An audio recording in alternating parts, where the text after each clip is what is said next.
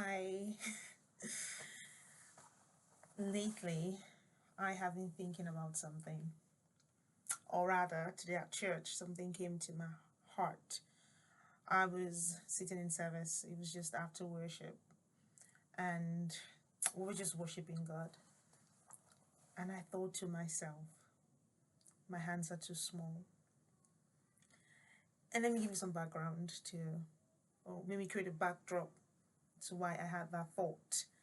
You see, in the last couple of weeks, I have been trying to juggle so much. Scratch that. In the last couple of months, just so much has been happening, and just trying to keep abreast with every single thing. And it's getting really quite intense in the last couple of weeks. And I've just been trying to hold on to so many things and juggle so many things and be there for so many, circumstances or situations or people. And today at church, I just said to myself, I had this drop in my spirit. Your hands are too small to carry all these things. And I had this imagery of my daughter sometimes when I've told her to pick up stuffs from the living room and take it to her room, and she doesn't want to go into those, so she tries to carry so many things, and I'm just thinking to myself, that is going to fall. And true to my words, 3 or 4 steps, it falls apart because her hands can't carry everything. And then it dawns on her, I'm probably going to have to come back. I'm probably going to have to go up and down the stairs, come back. And I think to myself, if I go shopping and I have so many things to carry and I've only got 2 hands, it will make more sense to allow the one who has more hands to help me. I'm definitely going to need more hands, or else I'm going to have to keep going back and forth, and it is exhausting. And as the preacher read from Matthew 11, where Jesus said, are you burnt out? Are you tired of religion? And Jesus said, come to me and I will teach you the unfirst rhythms of grace. I said to myself, Lord, I can't carry everything because my hands are too small. But I know the one who has more hands than I have. And dear Father, I give you everything. Coincidentally, in last 3 Sundays, we have been learning what it looks like to let go. And how sometimes you can be so tight-fisted on your worries, on the things you're trying to control, that you're afraid to have empty hands. And I remember sitting in that sermon or in that service and saying to myself, you need to let go. You can't see tomorrow. You don't know what's going to happen next week or 3 weeks from now. There's no use worrying about it. You can't carry everybody. You can't care for everybody. You're only one person and you've only got 2 hands, and they are small hands. But you can hand it over to the person who can carry everybody. And this prayer they have been teaching us to say at church, which is about, Lord, I give you everything and everyone.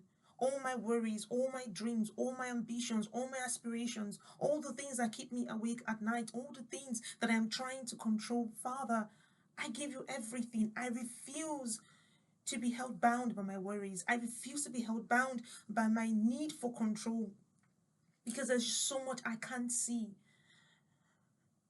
And the Bible says that sufficient of today is a trouble. The troubles today are enough for me already. I am not going to borrow trouble from tomorrow. And so yes, my hands are too small. My hands are too small to wipe away every tear. My hands are too small to mend every broken heart. My hands are too small to fix every heartbreak. My hands are too small to tutor everyone, or even to fix the hole in my own wall. But there's someone who's big enough. And he said that I would never leave you nor forsake you. And if I believe him to be who he says he is, then why can't I trust him to carry me? Why do I give him my worries and then drag them back to myself? Why do I put myself in perpetual frustration? Why can't I just breathe and then realize that all the things that I have worried about in the past, they haven't happened, have they? And to recognize that I've got small hands and that's okay. Recently, I have been learning how to swim. And last week, my instructor said to me, you need to jump into the deep end. And my first response was, no, I can't do it. I can't do it. I can't do it. I was terrified. And I saw someone jump into the deep end, and they said to me, you want to try it? And I said, what would happen if I jump in? Am I going to come back up?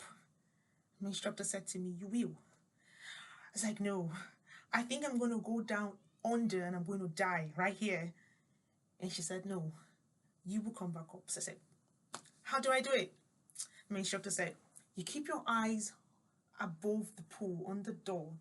You just step off as if you're walking into the pool. And I said to myself, nah, this is definitely going to kill me. But I was willing to try it. And so I kept my eyes on that door, and he started to count down. 3, 2, 1. I stepped off and I went under.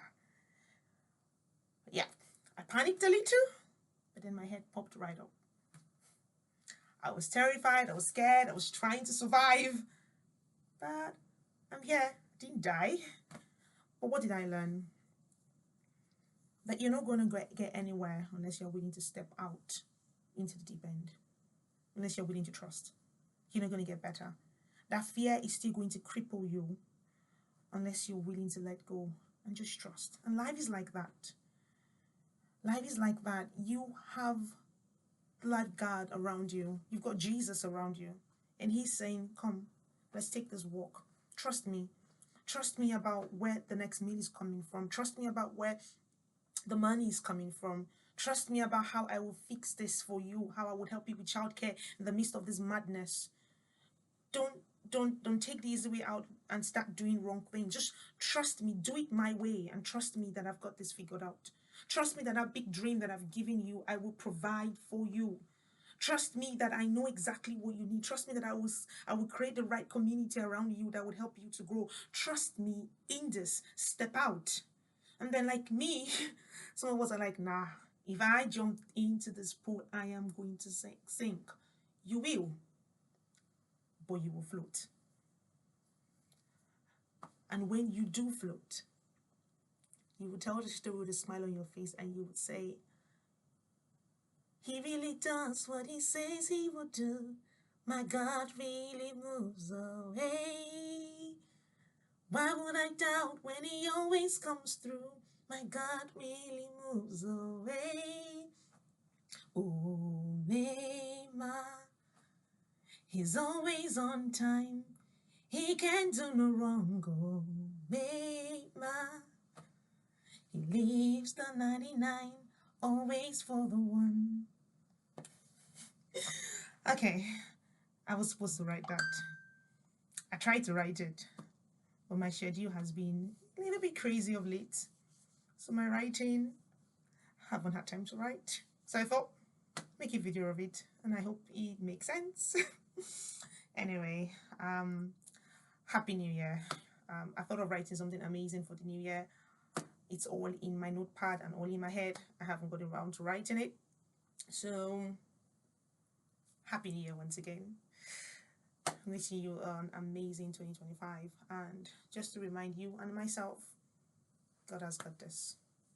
So, if you're God's child, just know that he's got this. If you're not his child, he's still got it, but you got to be his child. So, invitation is open, and